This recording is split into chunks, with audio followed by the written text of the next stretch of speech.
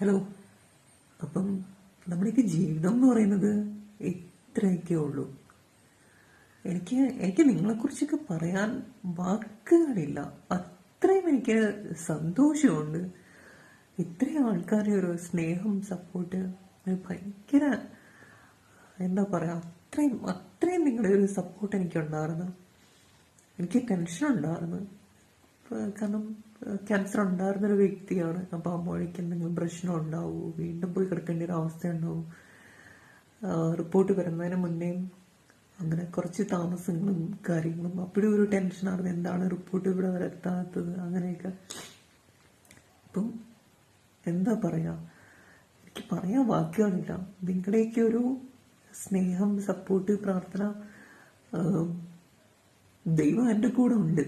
അത് നിങ്ങൾ പലരുടെ വാക്കുകളും പല രീതിയിലും പലരായിട്ടൊക്കെയാണ് ദൈവമായിട്ട് എൻ്റെ മുന്നിൽ ഓരോ രീതിയിലും ഓരോ സാഹചര്യങ്ങളിൽ എനിക്ക് സഹായമായിട്ടും പോസിറ്റീവായിട്ടും വരുന്നത്.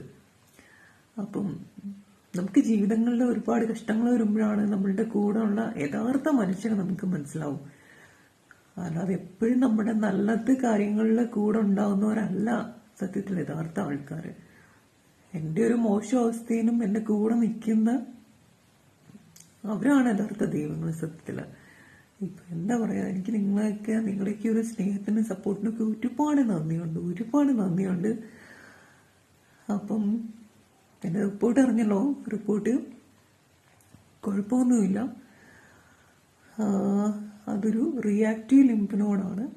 അപ്പോൾ അത് എനിക്ക് എൻ്റെ ഒരു സിംറ്റം ഉണ്ടായിരുന്നു, ബോഡി വെയിറ്റ് ലോസ് ഉണ്ടായിരുന്നു. അപ്പം 70-65 കിലോ ആയി. അപ്പോൾ ഒരു വെയിറ്റ് ലോസ്. പക്ഷേ എനിക്ക് ബാക്ടീരിയൽ ഇൻഫെക്ഷൻ, ഫീവർ അങ്ങനെയുള്ള കാര്യങ്ങളൊന്നും ഇല്ല. അപ്പം എന്താണ് എന്നറിയത്തില്ല. വീണ്ടും അങ്ങനെ ഉണ്ടാവാനുള്ള റീസൺ എന്താണെന്നൊന്നും അറിയത്തില്ല. ഈ ഒരു വെയിറ്റ് ലോസ് എന്തോ ഒരു മുഴ വന്നു. അപ്പോൾ ഇനി എനിക്ക് ബാക്കി കുറച്ച് പോയിന്റ്സിൽ മുഴകളുണ്ട്. അപ്പോൾ ഇനി 3 മാസം കഴിഞ്ഞിട്ട് വീണ്ടും ഒരു പെറ്റ് CT സ്കാൻ ചെയ്യുന്നുണ്ട്. അപ്പോൾ അതിന് ഒക്ടോബർ 21-നാണ് ആ ഒരു പെറ്റ് CT സ്കാൻ ചെയ്യുന്നത്.